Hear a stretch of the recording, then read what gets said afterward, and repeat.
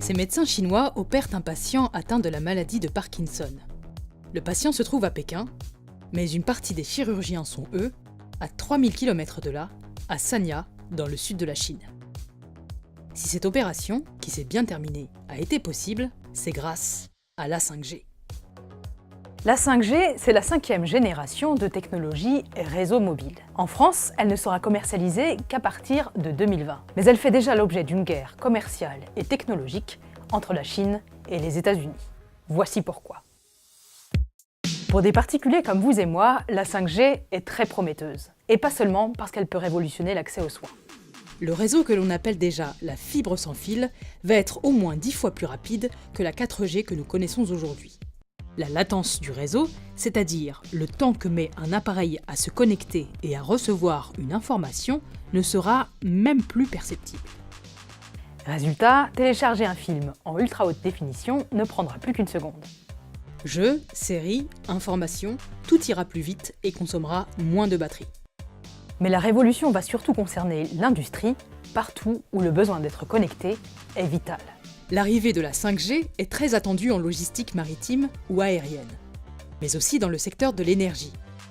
À Rotterdam, Shell surveille ses 160 000 km de pipelines grâce à des robots mobiles connectés en 5G. La firme espère ainsi repérer les fuites plus vite afin de réagir efficacement. Et la 5G peut également servir à la vidéosurveillance ou au déploiement en toute sécurité des voitures autonomes qui pourront ainsi communiquer en temps réel avec les feux et les autres véhicules. Au total, en 2035, cette technologie devrait avoir apporté 12,3 trillions de dollars à l'économie mondiale et généré 22 millions de nouveaux emplois. Mais pour utiliser la 5G, il faut d'abord l'installer. Et c'est bien là tout le problème. Car il y a un acteur qui est particulièrement en avance sur la question, le premier fournisseur de télécom au monde, le chinois Huawei. Sauf que les États-Unis sont bien décidés à lui barrer la route. Washington demande à ses alliés de laisser tomber Huawei. Pourquoi ? Eh bien parce que les États-Unis considèrent que Huawei, par l'intermédiaire de fonctionnalités cachées dans les équipements 5G, pourrait capter toutes sortes de données, et notamment celles très sensibles de l'armée. But as a result of our investigation, we do not have the confidence that these two companies, with their ties to the Chinese government, can be entrusted with infrastructure of such critical importance. Derrière les craintes de sabotage ou d'espionnage, les liens qui inquiètent Mike Rogers sont bien réels. Le fondateur de Huawei, par exemple, Zhen Zhengfei, est un ancien ingénieur de l'armée chinoise reconverti dans l'électronique. Il est aussi membre du Parti communiste chinois depuis 1978. Et en Chine, les relations avec les autorités sont essentielles pour développer une entreprise.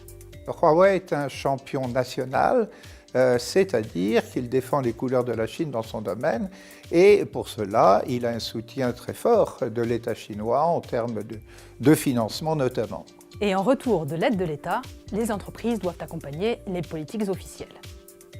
Dans la loi sur le renseignement adoptée par la Chine en 2017, on peut ainsi lire: Toute organisation ou citoyen doit, dans le respect de la loi, soutenir, donner assistance et coopérer avec le renseignement national et maintenir le secret sur toute activité de renseignement dont il a connaissance.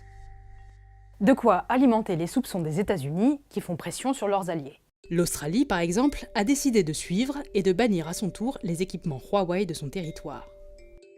En France, les opérateurs devront demander des autorisations préalables au gouvernement pour installer certains équipements matériels et logiciels. Cette défiance a obligé le très discret PDG de Huawei à prendre la parole face aux médias occidentaux. Et le gouvernement chinois a volé à son secours. 你说中国政府有没有要求自己的企业去监听他国的信息？我不知道是指的政府的还是公民个人的，反正有一条，这样做不符合中国法律，也不是中国行事的方法，现在不会有，将来也绝不会有。 Car du point de vue chinois, la guerre est surtout commerciale. En effet, si les États-Unis ont dominé jusqu'ici les technologies d'Internet et du numérique, la 5G pourrait bien faire basculer marché et influence du côté chinois. Et pour contre-attaquer, les États-Unis ont choisi notamment la voie de la justice. Meg Wanzhou, directrice financière de Huawei et fille du fondateur, a été arrêtée au Canada le 1er décembre 2018. Elle est accusée d'avoir vendu des équipements à l'Iran en violation des sanctions américaines à l'encontre de ce pays. Washington réclame donc son extradition. Et en janvier 2019, les Américains ont porté plainte contre Huawei. First, I am announcing that a grand jury in Seattle has returned an indictment that alleges 10 federal crimes by 2 affiliates of Telecommunications Corporation Huawei Technologies. Parmi les 23 chefs d'accusation finalement retenus, l'obstruction à la justice, le vol de secrets industriels et la fraude financière.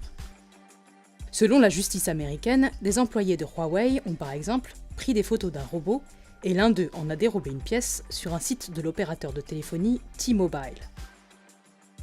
Plus accablant encore, Huawei aurait mis en place un système de bonus pour ses employés, établi d'après la valeur d'informations volées.